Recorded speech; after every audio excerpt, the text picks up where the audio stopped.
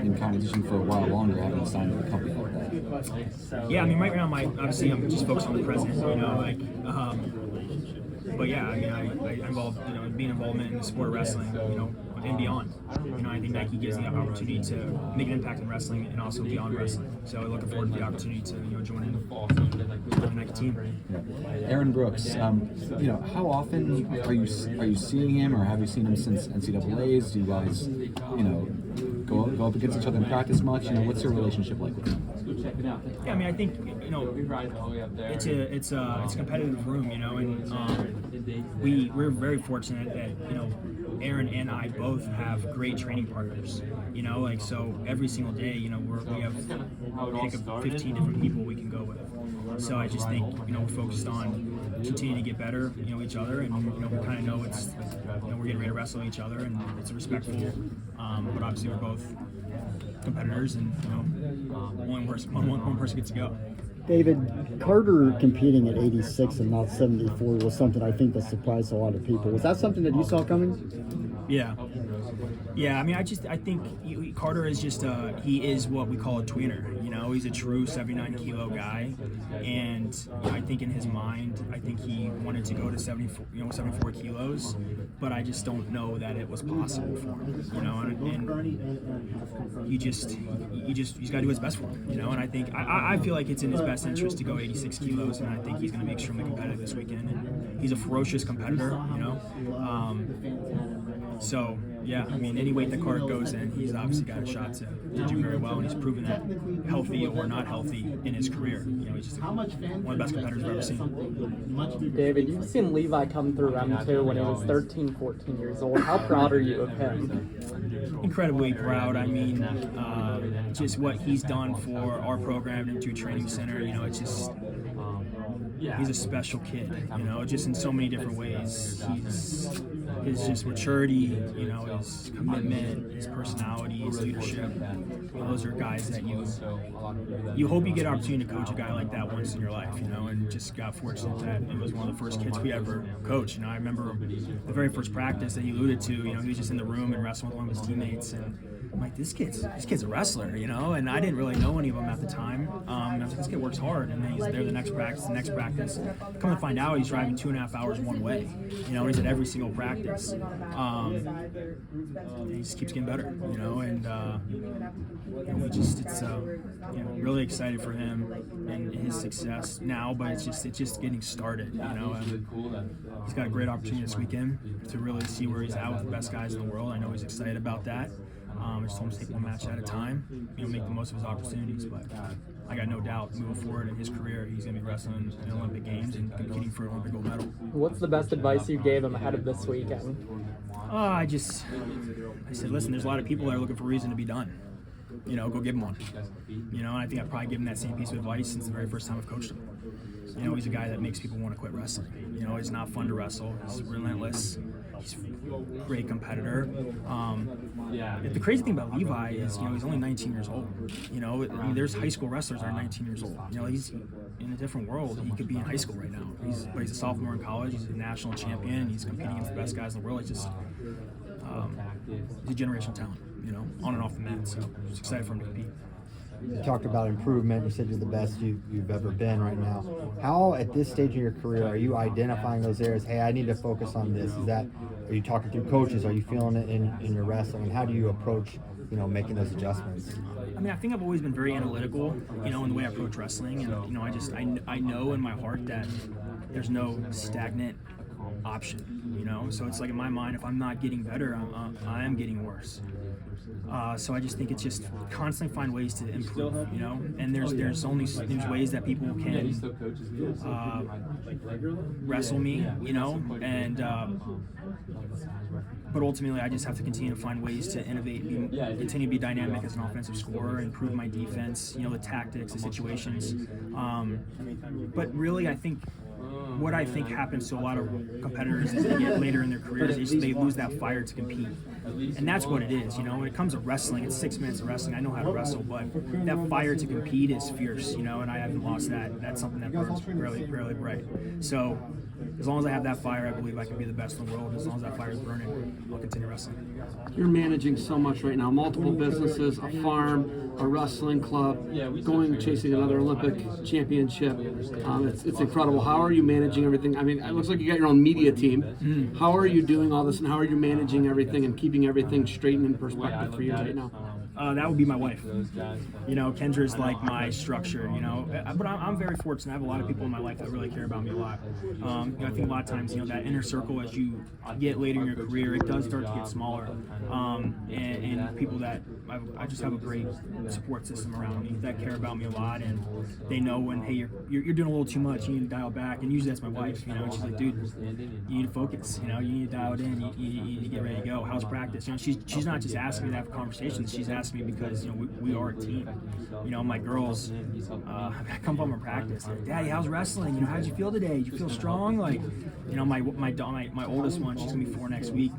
I was talking about, literally, like, I'm like, London, you didn't come in and give me a hug this morning. What's up with that? She's like, Daddy, you need your rest. You gotta get strong. I need a second Olympic gold medal. I need that. I'm like, okay, kid. Like, I appreciate that support. You know, so I enjoy doing everything that I do. You know, nothing really feels like work to me.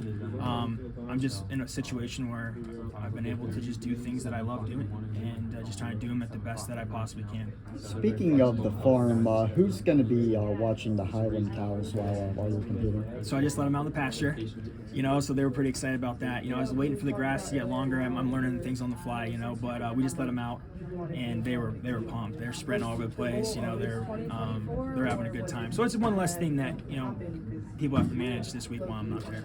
How are you gonna spend your Friday? Just treat it like I would if I was competing. You know, the nice thing is I don't have to wrestle 4 matches. I really, you know, I got to make weight, treat that day the exact same way, and I think that's where experience and professionalism comes into play. You know, of going through multiple day tournaments and wrestling these tournaments at a high level. You know, there's not really a lot of surprises, and being prepared ahead of time. You know, I had a plan 4 weeks ago. You know, and luckily I got, you know, Kyle Snyder and Kyle D that are on the same plan. You know, so we're kind of talking, hey, should we wrestle this time? You know, maybe we'll do this time. We kind of talk through like what we think is probably in our best interest, and we can kind of line that up. So I think that's kind of all plays into it. There's nothing at this level that's just like you're winging it. Everything is planned out. Everything is strategic. You know, we're professionals at the highest level, and we're performing the best. You know, that's essential. Every country seems to kind of do their own thing and how they pick their team. What are your thoughts on how the United States picks their Olympic and world team? That process. I mean, I think when our system was put in place, we weren't winning medals.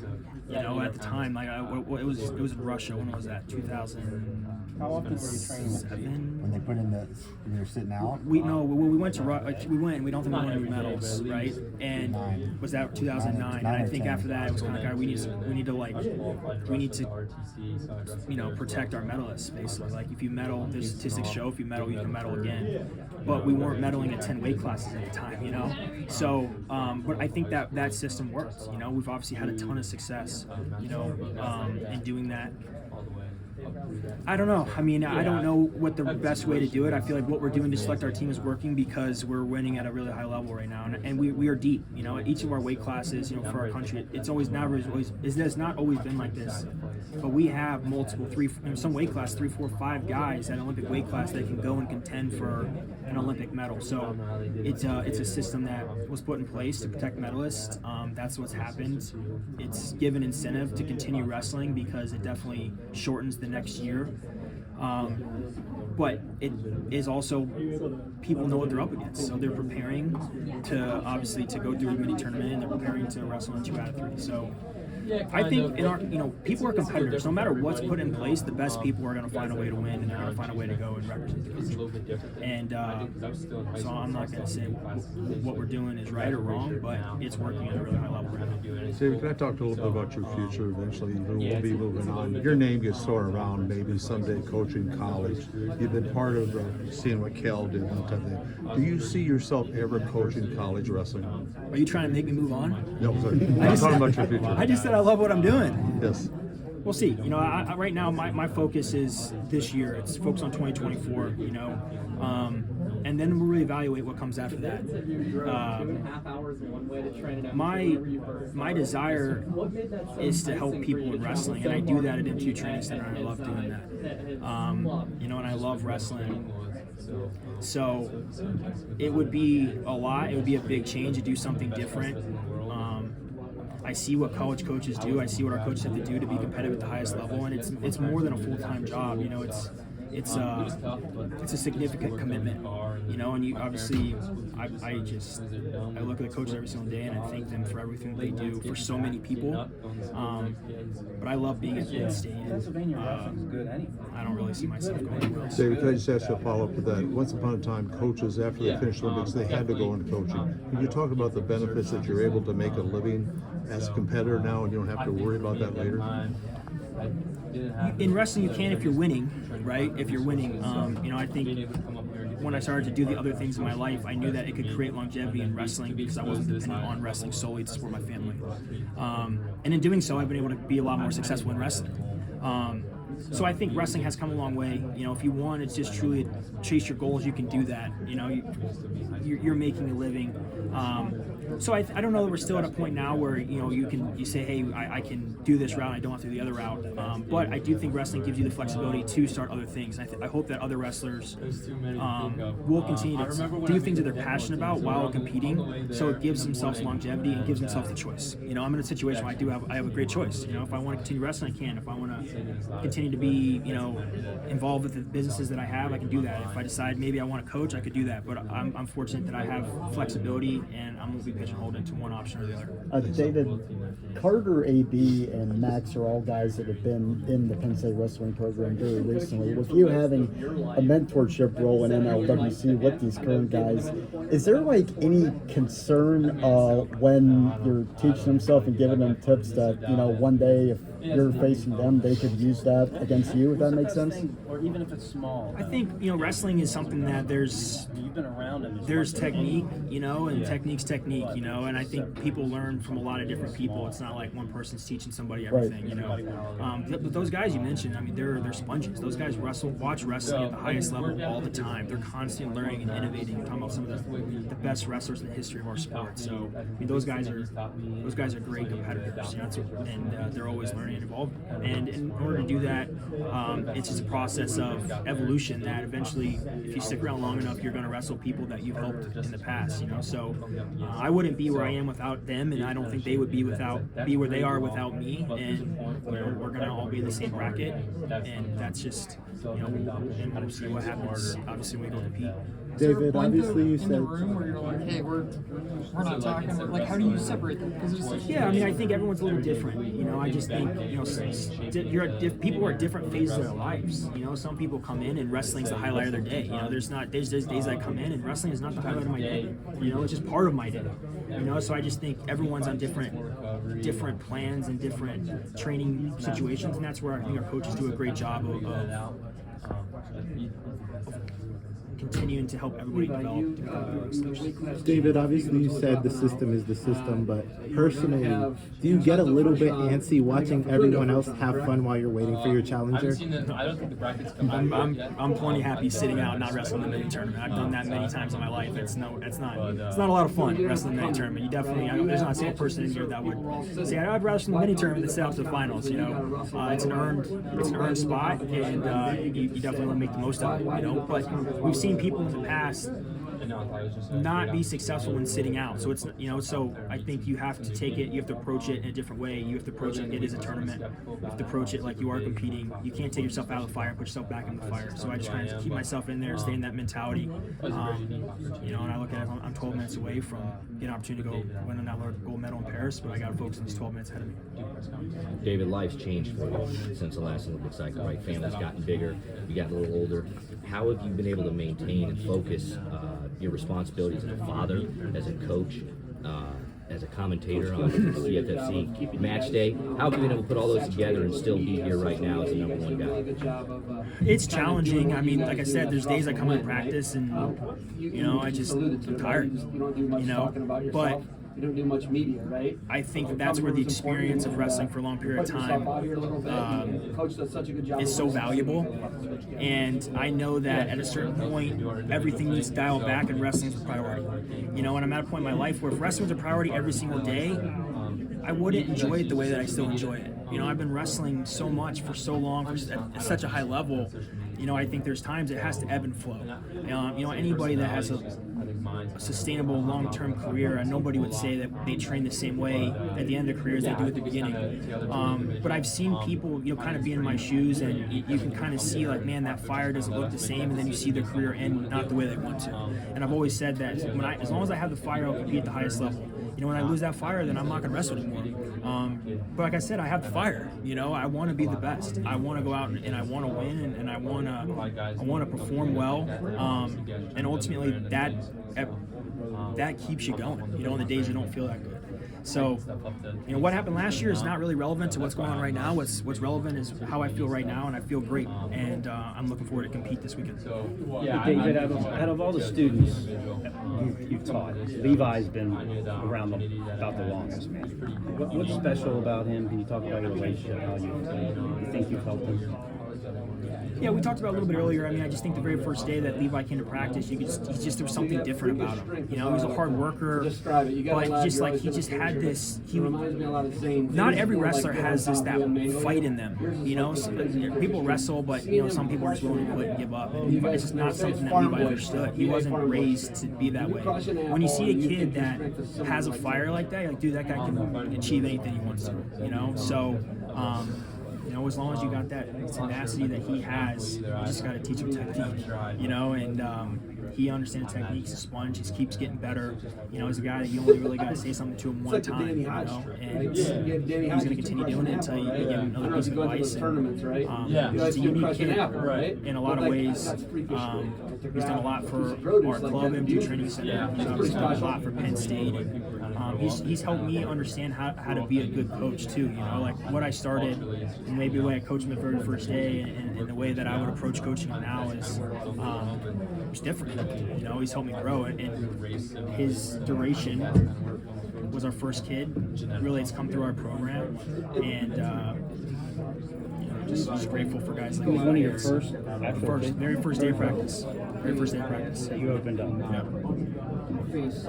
You mentioned earlier you didn't think it was possible for Carter to compete at 74. Why was that exactly? It's just too big. You know, that's what we face with 6 weight classes. That's what makes the Olympic trials so difficult. Is you take 10 weight classes where you have multiple people that are the best in the world, and then you shrink those to 6 weight classes. So you have the best Olympic weight. You have the best in the Olympic weight classes. You take the Olympic weight classes, you put them in. You either got to cut a lot of weight or you got to go up. You know, and that's just the situation. I've been very fortunate. That was a big reason when I made the jump from 163 to 189. 189 was the Olympic weight class. You know, so I didn't even think about going back down to 79 kilos. It's like, man, I made the jump. This is the Olympic weight class. This is the weight class that has the most longevity, and you know, that's part of your decision. You know, and when you go to a non-Olympic weight class, those weights internationally aren't typically as competitive. And you can reap the rewards a little bit in the meantime, but eventually you have to go back to the Olympic weight class. And not to take anything away, the top tier guys are the best. Like, you take the top tier guys in the Olympic weight class, they're as good as all the Olympic weight classes. But depth-wise, people gravitate towards Olympic weight classes because they can stay there. You know, and I think that's just what we face. You know, I just saw an article that John Smith was saying, like, before he was done in wrestling, he was against 10 weight classes in the Olympics, and he's a guy that can make that happen. He has the pool internationally, he has the credentials, he has success, he's determined, and I would love to see that. You know, more weight classes would be a great thing for us, for wrestling. But in this state of now, you're in a tough spot. You know, you gotta cut the weight or you gotta go up, and you know, people gotta make that decision. What do you think about Bo's performance last weekend? He looked good. You know, he got challenged. You know, obviously he rose to the challenge. You know, got a submission. He's got 6 finishes in a row now. So I've always said the sky's the limit for me. and we'll see where he goes. He's at that point now where the competitors are going to start getting more difficult. But Bo is a fierce competitor. The dude hates to lose. So yeah, I mean, he's going to go back. He's going to make adjustments. I can see it in his face. He wasn't super happy with his performance. It's only going to feel him get better. So looking forward to what it looks like next. It's going to be good. Have you